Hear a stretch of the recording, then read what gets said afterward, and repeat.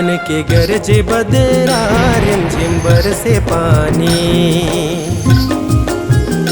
मन झूमर नाचे तोर माया माँ हो गयो दीवानी। रे आबे राजा रे हाँ मैं आहूँ रानी वो मिले आबे संगी रे आहूँ आहूँ गोरी वो डोंगरी के तीरे तीर। सावन के गरजे बदरा रिमझिम बरसे पानी। मन झूमर नाचे तोर माया माँ हो गयो दीवानी।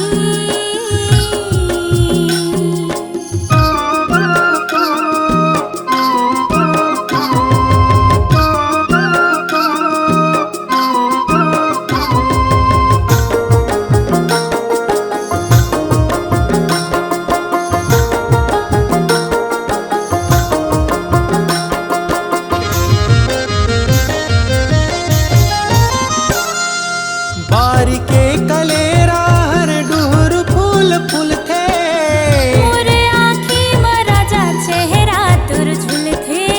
घर के अंगना माँ फूले रखिया ना। तिरछी नजरिया राजा ते हाँ जन्मा।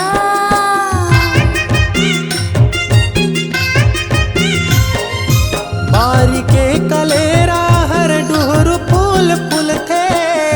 मोरे आँखी में राजा चेहरा तुर झुल थे। घर के अंगना माँ फूले रखिया ना। तिरछी नजरिया राजा ते हाँ जन्मा। दे दे माया मोला वो नहीं नहीं राजा रे दे दे माया मोला वो नहीं नहीं राजा रे मोला लाज लागे ना। सावन के गरजे बदरा रिमझिम बरसे पानी। मन झूमर नाचे तोर माया माँ हो गयो दीवानी।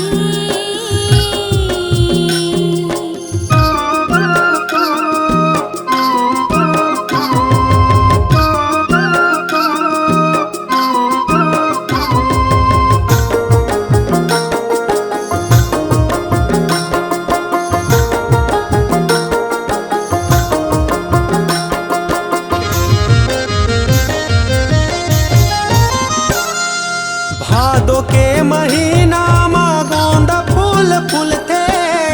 मोर हृदय मयारू तोला कुछु कही थे। डूंगरी पहाड़ी मची रही मन के बसेरा। मोर मया है राजा सागर ले गहरा।